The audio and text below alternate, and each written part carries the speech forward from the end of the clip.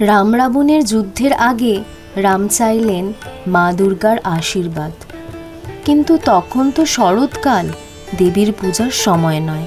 তাই রাম সময়ের আগেই শুরু করলেন পূজা, যেটা আমরা বলি অকাল বোধন। দেবী দুর্গা আরাধনার জন্য লাগবে 108টি পদ্ম।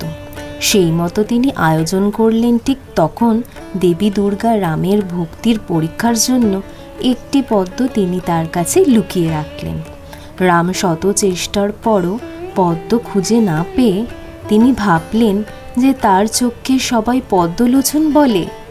তাই তিনি ঠিক করলেন তিনি তার চোখ দেবী দুর্গাকে উৎসর্গ করবেন।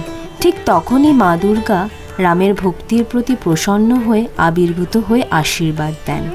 অকালেই দেবী আবির্ভূত হয়েছিলেন বলে এই পূজাকে অকাল বোধন বলা হয় বাংলা দুর্গাপুজোর ইতিহাসে। আজ মহালয়া, দেবী দুর্গার সূচনায় আমার ছোট্ট প্রচেষ্টা। কমেন্ট করে জানাবেন কেমন হয়েছে। আমি তাহলে আরও নতুন কাজ করার আগ্রহ পাব। আপনাদের আশীর্বাদেই আমরা এগিয়ে যাব।